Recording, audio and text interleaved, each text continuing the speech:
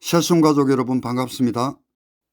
혹시 당신의 신은 당신이 만든 종교라는 감옥에 갇혀 있지는 않습니까?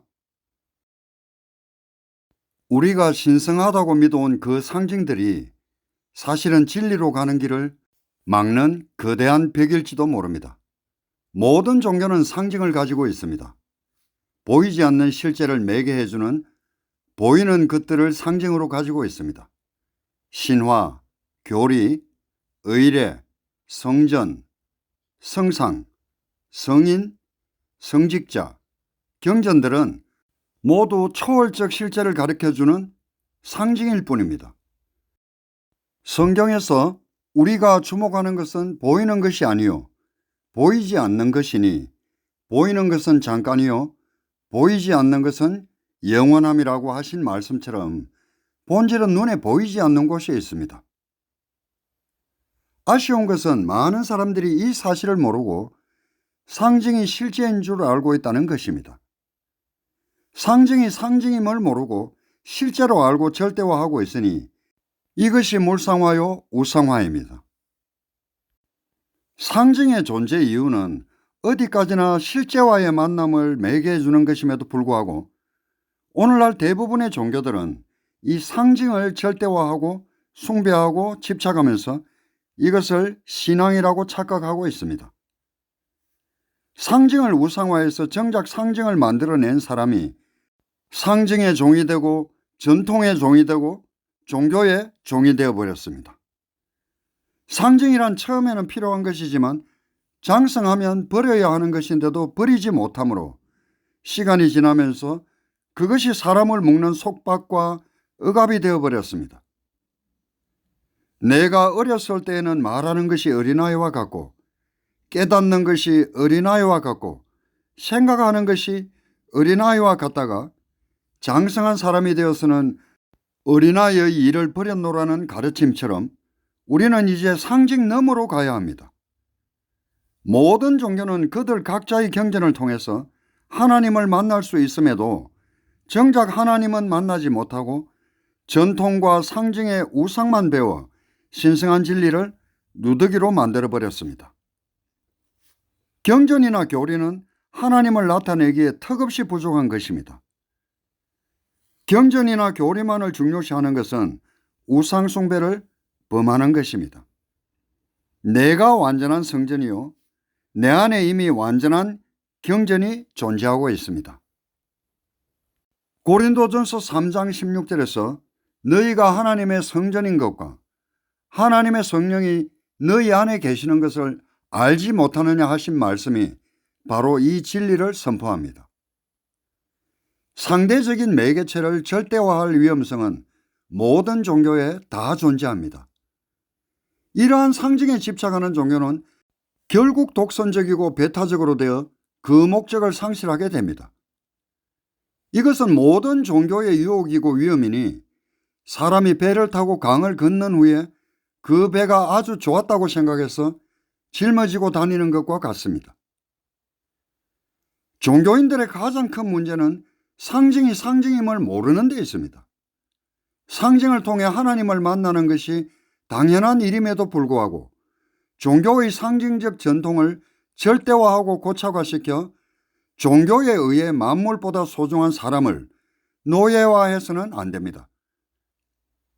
성경 마가복음 2장 27절은 안식일이 사람을 위하여 있는 것이요 사람이 안식일을 위하여 있는 것이 아니니라고 하신 예수의 일침을 기억해야 합니다. 자신의 종교뿐 아니라 타 종교, 이웃 종교에도 마음의 문을 여시기를 바랍니다. 어찌 햇빛이 자신들에게만 비치겠습니까? 하나님이 그 해를 악인과 선인에게 비추시며 비를 의로운 자와 불의한 자에게 내려주심이라 하셨듯이 진리는 편재합니다. 종교가 상징만을 고집하는 한 종교는 진리가 우리에게만 있다고 고집하는 우를 범하게 됩니다. 예수나 부다가 교리나 경전이나 의식을 깨뜨리라고 했지만 삿된 종교인들은 오히려 그것을 더욱 강화하였습니다. 그들은 그들이 믿는 예수도 부다도 배반하였습니다. 종교란 하나님의 뜻을 담는 그릇일 뿐입니다. 그릇을 씹지 말고 그릇에 담긴 음식을 맛보아야 합니다. 진리를 알고 죄와 자신과 세상과 상징으로부터 자유케 되도록 하는 것이 종교의 목적입니다. 성경 요한복음 8장 32절의 진리를 알지니 진리가 너희를 자유케 하리라는 이 말씀은 종교의 참된 지향점입니다. 종교적 상징으로부터 해방된 사람은 모든 사물, 모든 경험이 종교적 경험이 될 것이며 초종교적 영성이 열리게 될 것입니다. 굳이 종교와 비종교를 구분해도 안 됩니다. 어차피 종교도 사람이 만든 것입니다. 하나님은 종교가 필요 없습니다. 그러니 굳이 종교와 속세를 구분 지을 필요도 없습니다. 특정 종교의 상징만을 통해서만 하나님을 만날 수 있는 것이 아니라 만물이 하나님을 만나는 상징이 될 수 있습니다. 종교 아닌 종교의 세계가 열릴 때 종교의 하나님 너머에 계시는 참 하나님을 만나게 될 것입니다. 신앙은 무엇이고 종교는 무엇입니까?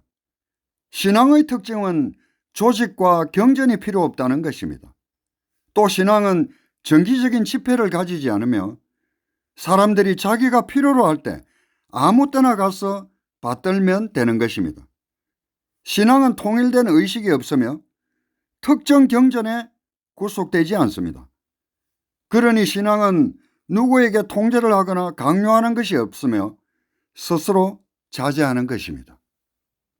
고린도후서 3장 6절의 그가 또한 우리를 새 언약의 일꾼 되기에 만족하게 하셨으니 율법 조문으로 하지 아니하고 오직 영으로 함이니 율법 조문은 죽이는 것이요 영은 살리는 것이니라는 이 말씀처럼 신앙은 영적인 자유입니다.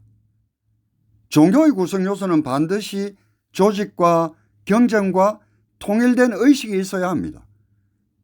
이 땅에는 고구려 소수림 왕이 2년에 불교가 들어오면서부터 종교가 들어왔습니다. 그 후 종교는 공룡처럼 비대해져서 특정 지도자들의 권력이 되고 그들의 이익을 위하는 데 이용되어 왔습니다. 거대한 조직과 엄청난 돈을 보유함으로써 그들의 경애에 기록된 가르침을 어기고 탐욕의 눈이 멀어 끊임없이 분쟁을 유발해 왔습니다.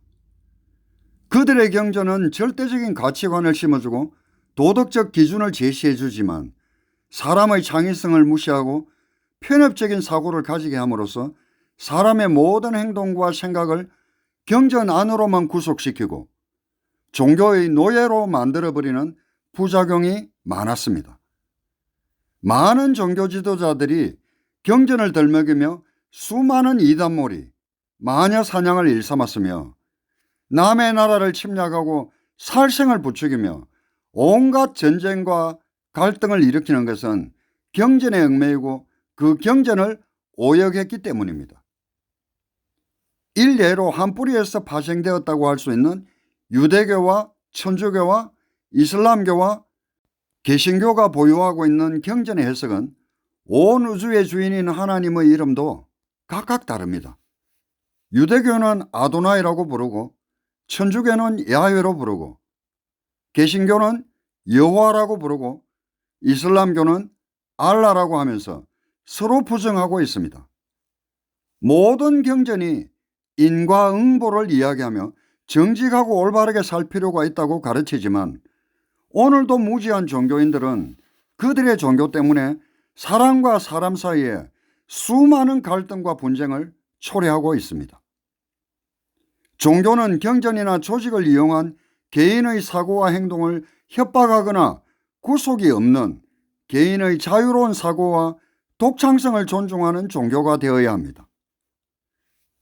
갈라디아서 5장 1절은 그리스도께서 우리를 자유롭게 하려고 자유를 주셨으니 그러므로 굳건하게 서서 다시는 종의 멍에를 매지 말라고 선포하고 있습니다. 오늘날 우리에게는 이 말씀이 아직도 유효합니다. 하나님은 종교인을 원하지 않으십니다. 하나님께서는 기독교인, 유대교인, 불교인, 이슬람교인, 시크교인, 힌두교인에 관심이 없으십니다. 심지어 창조주이신 하나님께서는 무신론자들까지도 사랑하고 축복하시기를 원하십니다. 왜 꼭 사원과 교회, 성당, 법당이 필요합니까? 사도행전 7장 48절에는 지극히 높으신 이는 손으로 지은 곳에 계시지 아니하시나니라고 말하고 있습니다. 그 말씀처럼 하나님은 건물 안에만 갇혀 계신 분이 아니십니다. 그들 중에는 종교를 빙자해서 신의 이름으로 사람들을 착취하는 자들도 많이 있습니다. 참으로 깨달음을 얻은 사람은 신의 이름으로 사업을 벌이지 않습니다. 아무리 멋지고 세련된 경전이 있다 한들 무의미한 종교의식을 아무 생각 없이 정성으로 반복한다 한들 이런 것들 모두가 형태만 다를 뿐 모두 허풍이고 사기에 불과한 것입니다. 오히려 이런 종교적 행위는 깨달음을 얻는데 큰 장애물이 될 뿐입니다. 여러분, 강을 건넜다면 배는 강가에 두고 가야 합니다. 배를 짊어지고 산을 오를 수는 없지 않습니까? 경전의 문자를 씹지 마십시오. 그 안에 담긴 생명의 맛을 느껴보십시오.